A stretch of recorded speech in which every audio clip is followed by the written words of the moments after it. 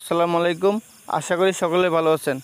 আপনারা যারা এসএসসি পরীক্ষা দিয়েছেন আপনারা জানেন আগামীকাল অর্থাৎ 12ই মে এসএসসি পরীক্ষার রেজাল্ট দিবে। তো আপনারা কীভাবে মোবাইলের মাধ্যমে এসএসসি পরীক্ষার রেজাল্ট দেখবেন সেই ভিডিওটি নিয়ে আপনাদের সামনে হাজির হলাম।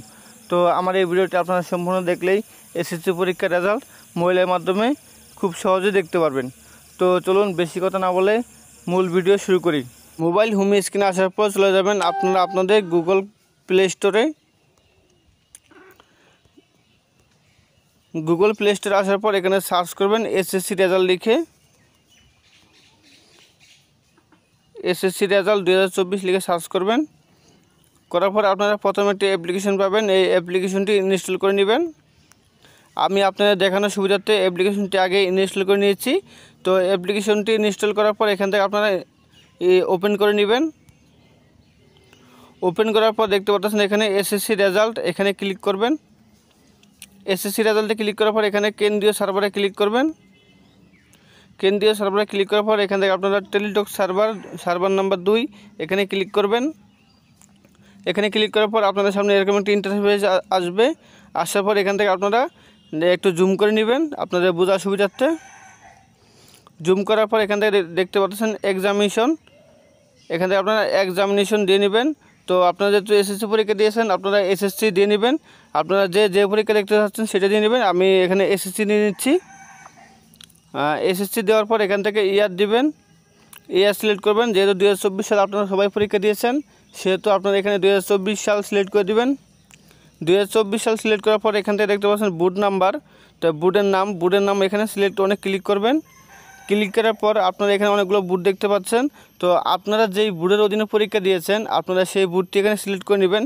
আমি এখান থেকে চট্টগ্রাম সিলেক্ট করে নিচ্ছি। তো বুট নাম্বার সিলেক্ট করার পর এখানে দেখতে পাচ্ছেন রোল নাম্বার। তো এখানে আপনারা আপনাদের রোল নাম্বার দিয়ে নেবেন। আপনাদের যে রোল নাম্বারটি রয়েছে সেই রোল নাম্বারটি এখানে বসিয়ে নেবেন। রোল নাম্বারটি বসানোর পর এখানে দেখতে পাচ্ছেন রেজিস্ট্রেশন নাম্বার।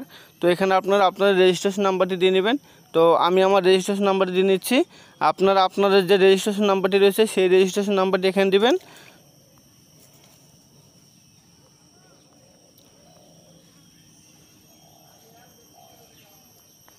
রেজিস্ট্রেশন নাম্বার দেওয়ার পর দেখতে পাচ্ছেন এখানে 3+7, তো 3+7 যোগ করলে হচ্ছে 10। আপনারা এখানে বসিয়ে নেবেন। তো এখানে আপনার এক এক সময় এক এক নাম্বার দেওয়া থাকবে, আপনারা সেটা যোগফল করবেন।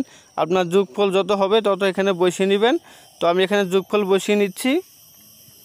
যোগফল বসানোর পর এখান থেকে দেখতে পাচ্ছেন যে সাবমিট, আপনারা এই সাবমিটে ক্লিক করবেন।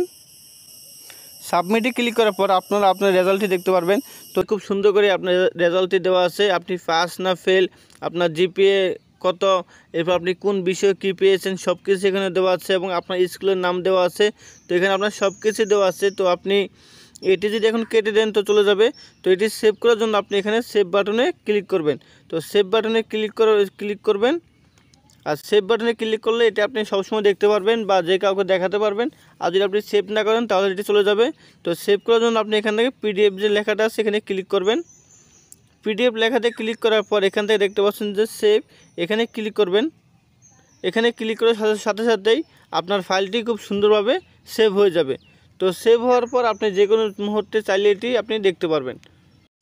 এইভাবে আপনি খুব সহজেই আপনার হাতে থাকা স্মার্টফোন দিয়েই আপনার এসএসসি পরীক্ষার রেজাল্ট দেখতে পারেন। তো আশা করি বুঝতে পেরেছেন। আর আমার ভিডিও যদি আপনাদের ভালো লাগে তাহলে অবশ্যই আমার ভিডিওটি শেয়ার করবেন এবং আমার চ্যানেলটি সাবস্ক্রাইব করে দেবেন। আজকের মতো এখানে বিদায় নিচ্ছি। সব ভালো থাকবেন, সুস্থ থাকবেন। আল্লাহ হাফেজ।